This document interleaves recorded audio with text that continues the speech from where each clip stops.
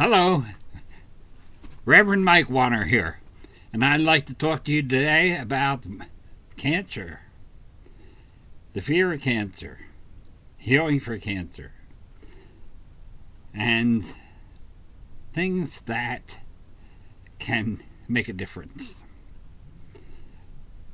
Cancer is a serious medical condition, and you need the advice of the best doctors around.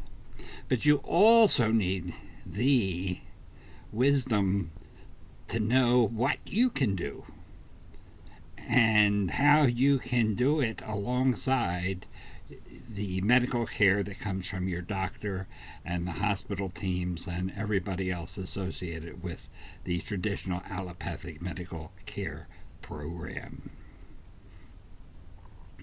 You got cancer by yourself, perhaps, because of others, perhaps, because of an environment, perhaps, because of many, many different situations.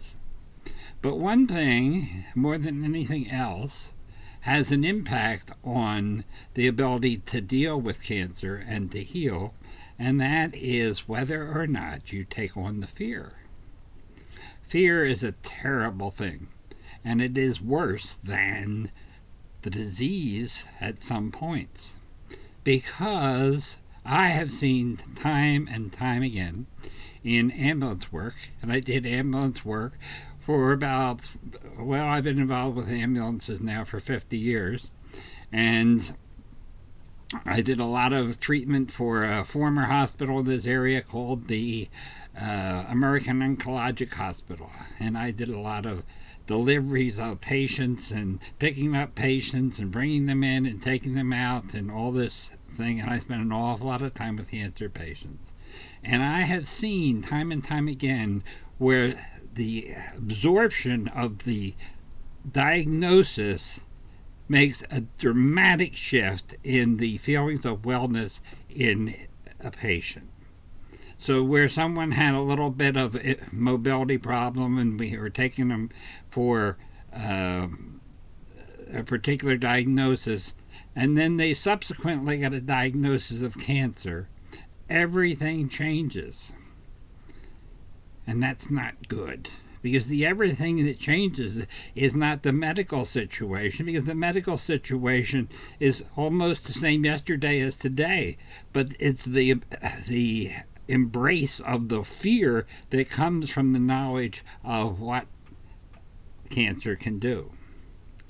And so people that would normally be diligent about taking care of themselves can be less than diligent, and that less than diligence can cause more problems than they would have if they were as diligent as they were before they knew they had cancer. So I'm now at a point in my life where I'm 60 years after my father was diagnosed, and that upended my world. And now I know a lot more now than I did before. And I want to encourage you to connect with anyone and everybody that can keep your mood up while you have cancer, so that you can optimize your life in the circumstances you're in. And in optimizing that, you will find that you can live pretty well. A lot better than those people who process the fear and own the fear. Don't own the fear.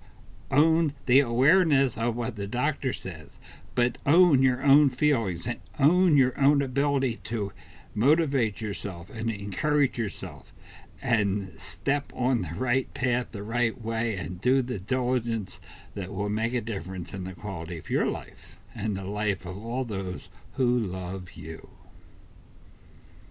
I want to talk about the 16 or 18 books I've written about cancer, and today I just want to introduce you to one.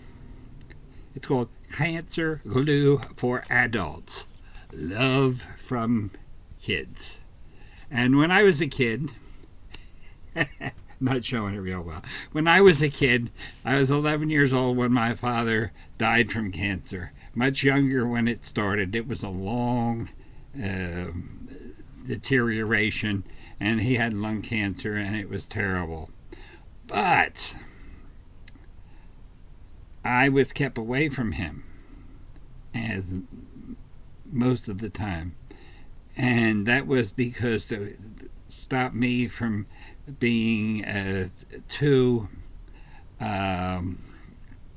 hurt by his deterioration. But the reality is I was hurt by being deprived of the life within him on the days that I was seeing him, because it's like everything was a big secret. And I was 11 when he died, so I was 10 for most of the time when he was ill, and it just made such a isolation that it really caused me trouble in understanding everything in life. So anyhow, I want to encourage everybody that's listening to me right now to not embrace fear, but just to embrace wellness and holistic dynamics that you can embrace along with your doctor and your healthcare team, and find out everything good that you can do to optimize your life. Because in the optimization is the joy of each day. And in that joy, you can have some great times. Now, the reality is that none of us get out of this life without dying. But it's all about how you're living.